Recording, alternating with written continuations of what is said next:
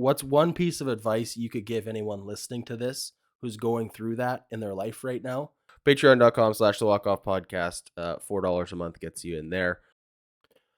Okay, first one comes in from Jolting Z, wants to know, for DiBernardo, when a player is in both a physical and mental funk in the sport, in every aspect of the game, what amount of work on your end do you have to do/provide to help them get out of it?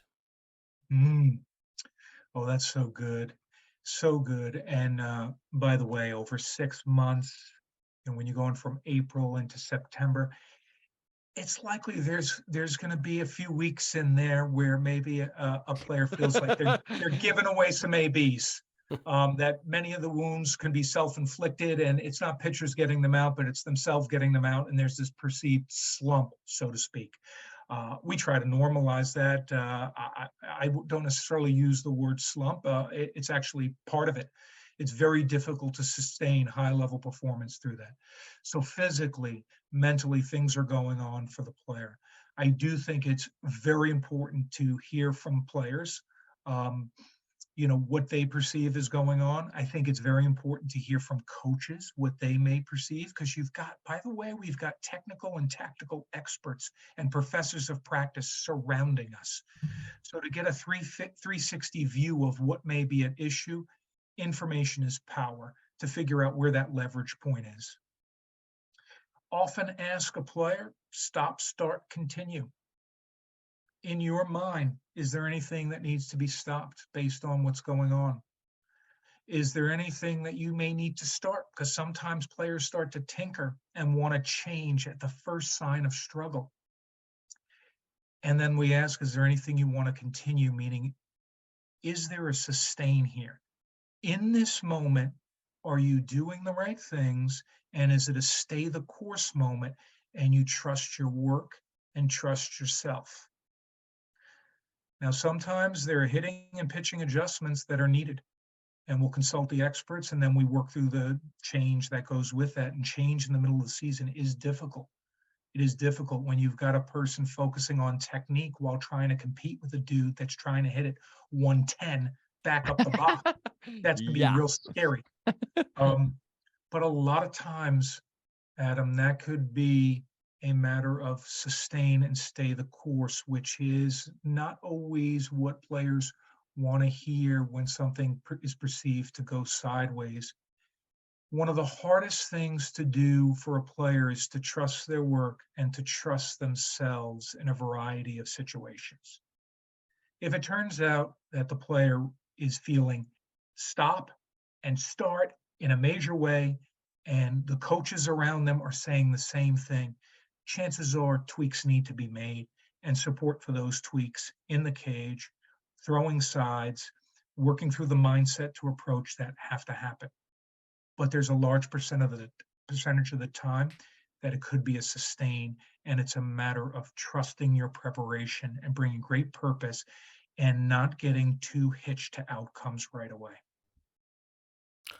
Awesome. Well, Okay, I this got might one. be. Sorry, go ahead, Scott. I was going to wrap it up here. We're I got done one 30 last one. minutes. I got to Okay. I got to steal in here. So Come with last it. one. I listened to you were on the Sauce Talk podcast, and I was listening to that before we sat down today. And there was a conversation about being the man, being a high status individual on a team, and the struggles that one can go with in a new role when they are no longer the man, right? Maybe a highly touted draft pick who has had a longer road to the show than was initially anticipated. Baseball aside, and quickly here, but what's one piece of advice you could give anyone listening to this who's going through that in their life right now? And then also for anybody who maybe has a loved one going through it, how they could support, their son, their daughter, their spouse, as they go through it. That's really good. First of all, nice job doing your homework there. Oh, cow. Look at you showing up for the podcast. Okay. That's got like 3 listeners on it, and you're one of them. Well done. And keep it short is obviously, that's a challenge for me. But Yeah, losing face or losing status is really, really, boy, does it create crises of confidence for folks.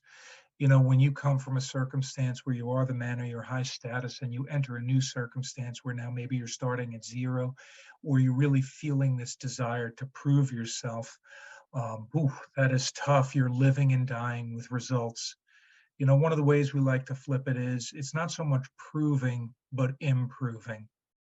How can you flip that about your own growth and development and not get so wrapped up in the results to show you belong?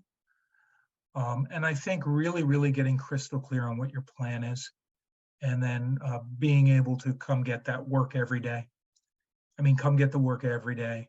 Um, and there's some peace in the preparation, and there's some peace in acknowledging incremental growth in your new circumstance, being able to celebrate those small wins. What was success in a prior environment that allowed you to be a high status individual. All of us go to different environments where we may feel less sure of ourselves.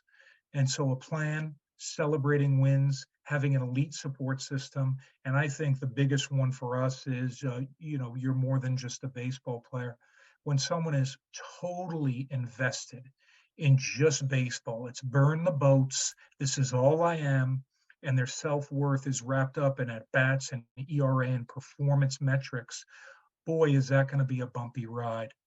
But if you're a father, a son, a brother, a husband, a friend, if you've got other things to ground you in your life, you're really able to keep those things in perspective and take a day by day approach, whether you're high status or low status.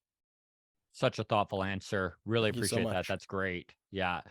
We won't keep you any longer here. We know you had a tight 30 here, so we really, really appreciate you taking the time. We're rooting for you in 2023. Thanks again, Robert. Appreciate it. Scott, Adam, a joy to be on the show, and let's go Jays 2023. Here we go.